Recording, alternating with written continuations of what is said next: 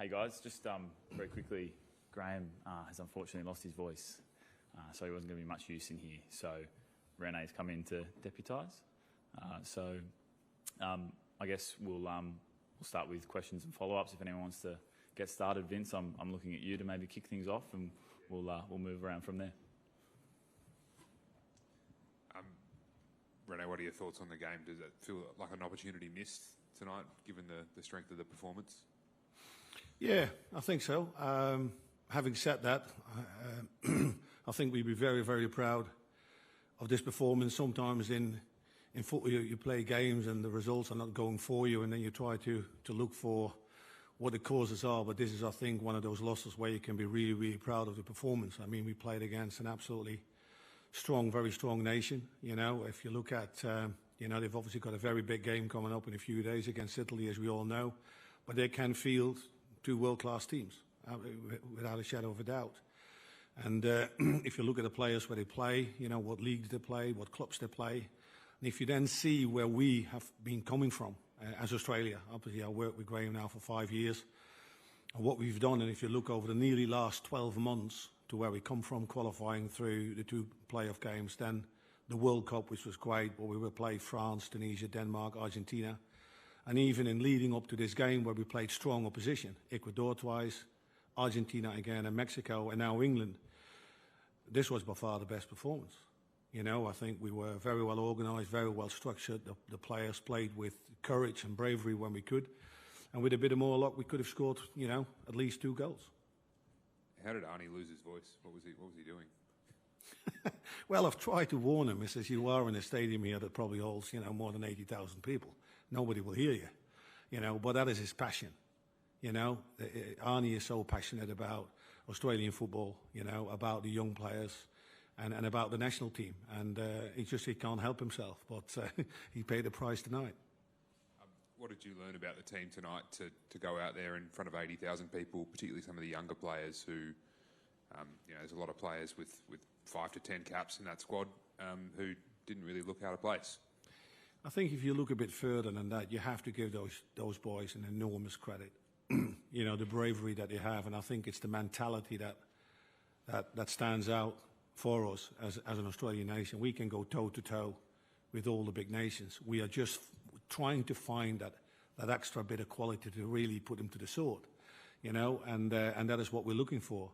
But like I said, we keep trying to find new young players to bring in, you know, to making sure that we keep developing and we keep, you know, growing as a team. And we've grown a lot again today, for sure.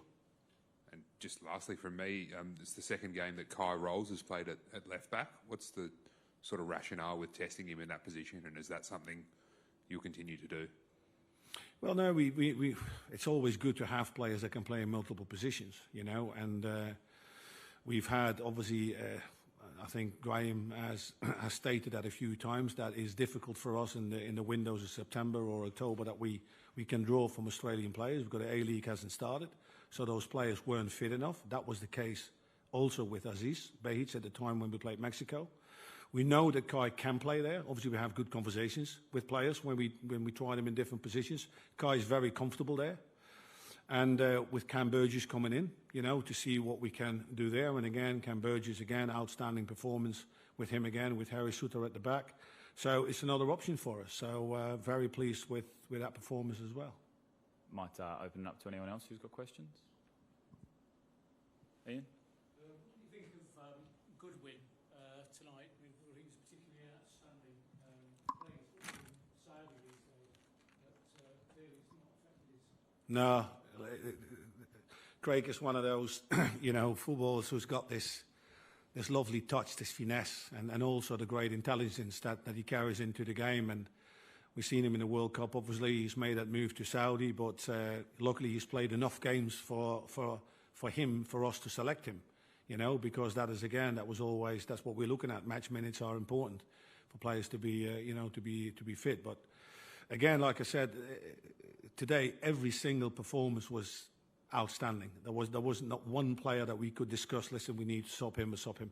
Any substitutions we made was because people were running out of energy, and we have to bring some other players on. But now it was fantastic to see him back in camp and fantastic to see him play the way that he did. Zach, over to you. Thanks, mate.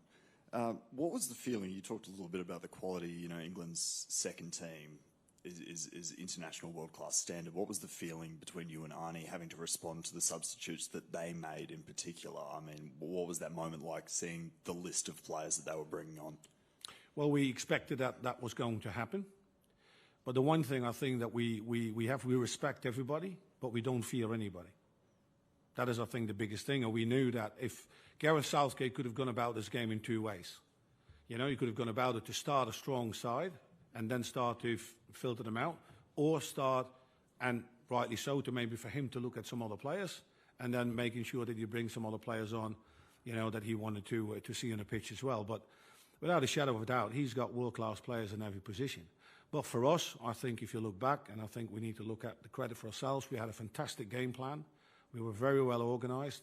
And there's not many national teams, I tell you that have the courage to press and to go and to press against big teams. Because I tell you, most of the national team coaches, they think they haven't got enough contact time with the team, so they opt for a more calm sort of approach, you know, to sort of defend it. We always go full out, we press where we can, and I think that is admirable from our side.